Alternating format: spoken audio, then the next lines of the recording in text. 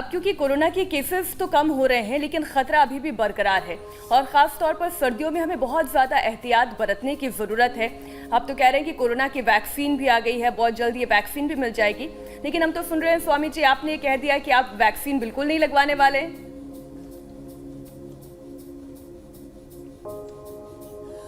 हाँ देखो, कपालभाति के बाद फिर अनुलोम विलोम भी करना है। एक बात बताता हूँ, पहले डॉक्टर्स हैं, मेडिकल पैरामेडिकल के स्टाफ हैं, हमारे पुलिस आर्मी वाले हैं, फिर जो बुजुर्ग हैं जिनकी इम्यूनिटी कमज़ोर है, जिनको हार्ट की प्रॉब्लम है, जो हाई रिस्क उसमें है सेक्टर में, जिनको हाइपरटेंशन है, हार्ट की प्रॉब्लम है, अस्थमा है, बहुत अनियंत्रित डायबिटीज़ है, जिन्होंने कोई ऑर्गन ट्रांसप्लांट कराए हुए हैं, जिनको कैंसर की बीमारी है, ऐसे लोगों को पहले टीका लगेगा।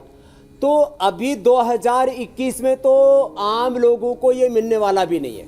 फ्रंटलाइन जो लोग हैं, फिर जो है बुजुर्ग हैं, फिर बीमार हैं, 2022 में फिर नंबर आएगा आम लोगों का। तो स्वामी रामदेव का और जो है मीनाक्षी जी ज्योत्सना जी का नंबर तो 2023-24 में है। तो भाई अभी हम लाइन में क्यों लगे जब हम तो जी स्वामी जी मैं इसलिए कह रहा हूं कि लोग जो है हर बात में गलत फहमियां फैला देते हैं। तो मैं एक बात पूरी प्रामाणिकता से कहना चाहता हूं कि पहले उनको अवसर दीजिए जिनको ज्यादा जरूरत है। जो स्वस्थ लोग हैं, ये कोई जो है कोई भंडारा थोड़ी चल रहा है, कोई रेवड़ियां थोड़ी बट रही है कि जो है वैक्सीन लगा लो नहीं तो मर जाएंगे। और वैक्सीन लगाने के भी 2 महीने बाद इम्यूनिटी पैदा होगी, और 2 महीने पैदा होने के बाद भी फिर वो 6 महीने रुकेगी कि 9 महीने रुकेगी, ये पता नहीं है।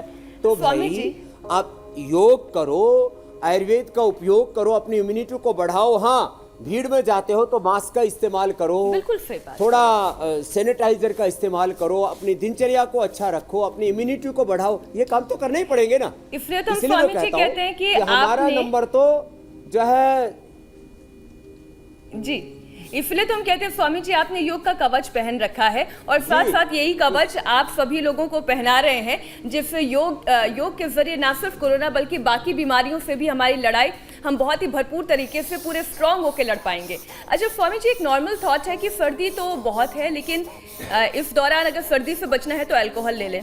वैसे पीने वालों के लिए बहुत सारे बहाने हैं, लेकिन एक बहाना ये भी है। लेकिन रिसर्च ये कहता है कि अल्कोहल या दूसरा नशा उल्टे बॉडी के टेम्परेचर को डाउन कर देता है। आयुर्वेद में बेस्ट ऑप्शन क्या है जिसे लेते ही शरीर में तुरंत गर्मी आ जाए?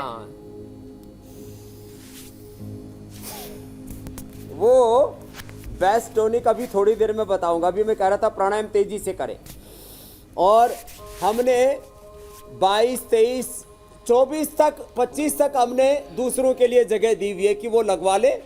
और मुझे लगता है तब तक कोरोना सर्दी जुकाम के भी वायरस से कमज़ोर पड़ जाएगा, हमको शायद ज़रूरत ही नहीं पड़ेगी। इसलिए मैंने कहा मैं वैक्सीन बनाने के लिए भारत के वैज्ञानिकों का, भारत के प्रधानमंत्री सहित जो लोग रात दिन पुरुषार्थ करके वैक्सीन बना रहे हैं, और ये कोई पंथ पार्टी की नहीं है और ये कोई नपुंसक बनाने वाली नहीं है। इसमें न गाय की का इसमें खून है, न सुअर की चर्बी है।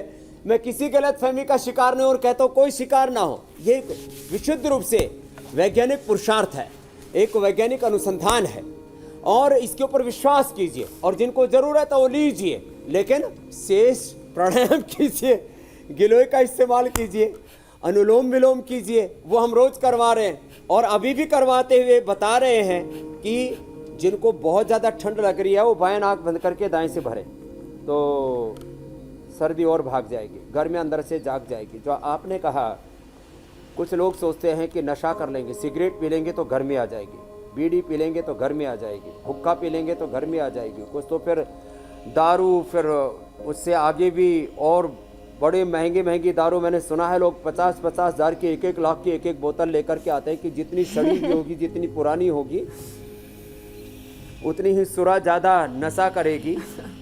लेकिन आपने ठीक कहा कि उससे तो टेम्परेचर और डाउन हो जाता, तबीयत और ख़राब हो जाती है।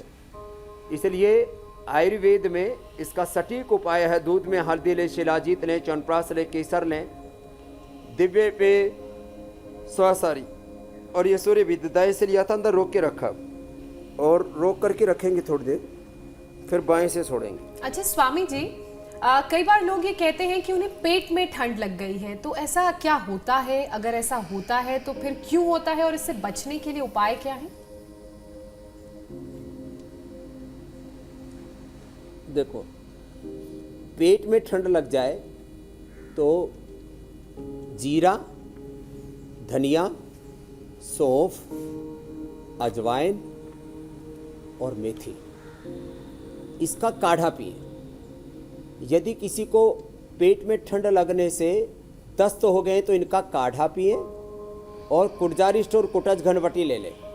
यदि किसी को पेट में ठंड लगने से एसिडिटी हो गई है तो जीरा, धनिया, सौंफ, अजवाइन, मेथी, इसको पानी में भिगो करके ही पी लें।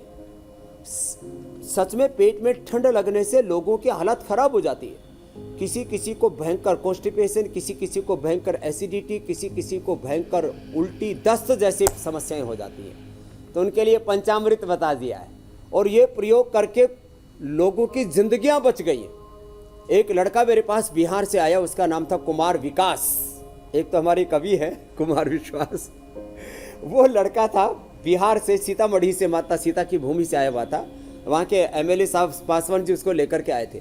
उसका 18 किलो वजन हो गया था। उसने यही इंडिया टीवी का प्रोग्राम देख करके यही जीरा, धनिया, सौंफ, अजवाइन, मेथी का पानी पिया, अश्वगंधा शतावर का प्रयोग किया, योगाभ्यास किया। वो लड़का 18 किलो से पूरा 60 किलो का होकर के आया।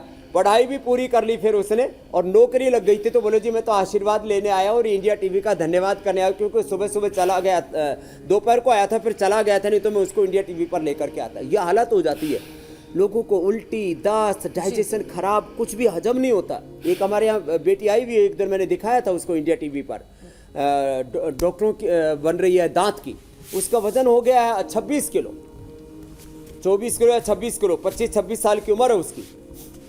तो ये ऐसी हम ये चीज़ें पिला करके पेट को ठीक करते हैं। और किसी किसी को तो जो है, एक हमारा ब्रह्मचारी, आज मैं बुला नहीं पाया, भूल गया था, जो है उसका नाम है रजनीश जी, आचार्य रजनीश जी। अचानक एक दिन सुबह तेज कड़ाके की ठंड थी और उसके फेशियल पैरालिसिस हो गया। एक सप्ताह में उसने 100% अनुलोम विलोम करके अपना फेशियल पैरालिसिस ठीक कर लिया। और मेरा सवाल भी स्वामी जी मैं सबको कह रहा हूं, पैरालिसिस आप से ही 3 जुड़ा से है। 7 दिन के अंदर, कई बार ये देखा गया है कि कोल्ड स्ट्रोक से फेशियल पैरालिसिस का अटैक आ जाता है। अगर इस तरह की परेशानी में कोई फंस जाए तो उससे कैसे निजात पाए, आप वो बता रहे हैं। दूध में हल्दी और शिलाजीत ले और एकांग वीर रस 10 ग्राम, रसराज रस 2 ग्राम, बृहत वात चिंतामणि 1 ग्राम, वसंत कुसुमाकर 1 ग्राम, और ये 2 ग्राम से 4 ग्राम मोती पिष्टी मिला दे। ये सब मिला करके 60 पुड़िया बना ले, सुबह शाम 1-1 पुड़िया खिला दे और मेधावटी और अश्वशिला खाने के बाद दे दिए, खाली पेट दे पुड़िया। और ये अनुलोम विलोम 1-1, 2-2, 3-3 घंटा हम करा देते हैं। जो पूरे दिन भर ये एक बार कर लिया है ना जिसने, तो एक ही दिन से लेकर के 2-3 दिन में सुबह से शाम तक ये अनुलोम विलोम करें। ये अभी मैं रजनीश जी का बोल रहा था, एक अखिलेश पंडित जी हैं हरिद्वार के, मैंने उनको ये करवाया 1 सप्ताह के अंदर। वैसे तो 3 दिन के अंदर ही 99% दूर हो जाता है, 1% जो कसर मसर रह गई थी वो भी दूर हो गई। तो इतना जबरदस्त है ये अनुलोम विलोम।